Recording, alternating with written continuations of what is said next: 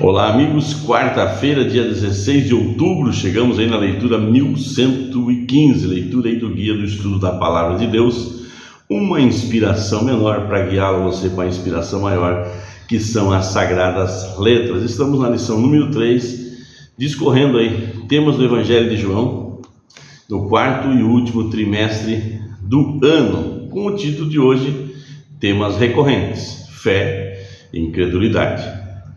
Leitura de João, capítulo 3, versos 16 ao 21, capítulo 9, versos 35 ao 41, capítulo 12, versos 36 ao 46.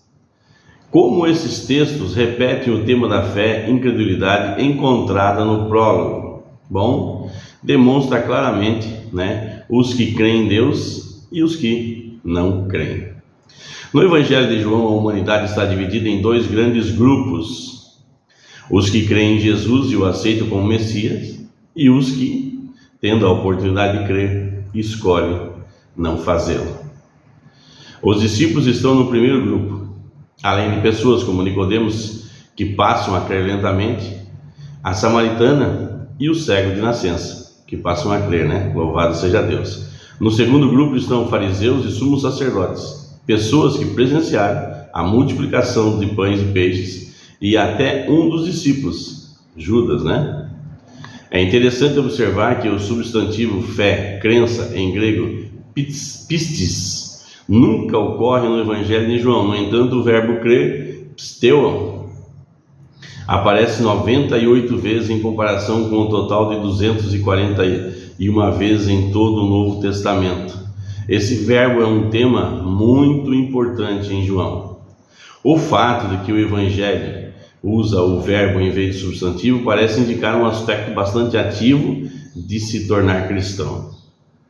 Se alguém que crê em Jesus é algo, se ser alguém que crê em Jesus é algo que fazemos, e isso se expressa na maneira de viver, não apenas em um conjunto de crenças. O diabo também crê em Jesus, amados. Você pode ver isso lá em Tiago, capítulo 2, verso 19.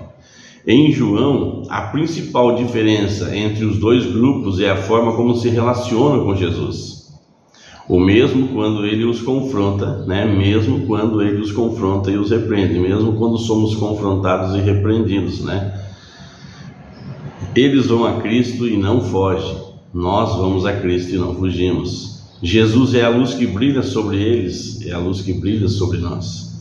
Pela fé, crendo, tornam-se filhos de Deus. Pela fé, crendo, nos tornamos, filhos de Deus. Os incrédulos, por outro lado, normalmente vão até Jesus para afrontá-lo, infelizmente.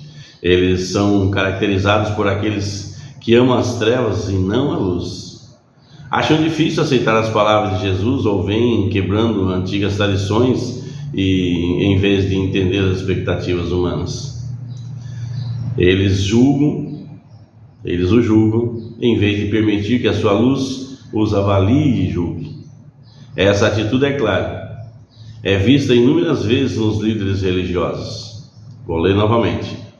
Eles o julgam, em vez de permitir que sua luz os avalie e julgue. Essa atitude, é clara, e é vista inúmeras vezes nos líderes religiosos que, como guias espirituais da nação, deveriam ter sido os primeiros a aceitar Jesus.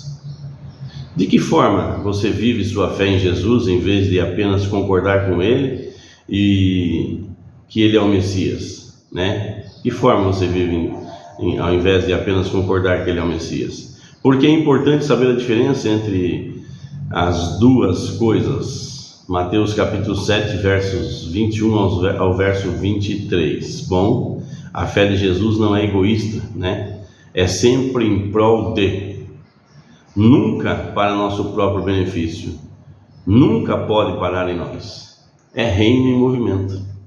Essa é a diferença, Aqui fala em Mateus capítulo 7, 21 a 23: Mas Senhor, nós pregamos em Teu nome, nós expulsamos demônios, fizemos muitas maravilhas, e o Senhor diz que não os conhece, porque viveram o evangelho egoísta, usaram a palavra de Deus em prol de si mesmo, embora Pessoas foram curadas, milagres aconteceram, né? Porque o poder de Deus, a palavra de Deus, ela não volta vazia, mas a intenção do coração deles é que os derrubou, que os deixou longe da presença do Senhor, que os deixou longe de estarmos na eternidade com Cristo.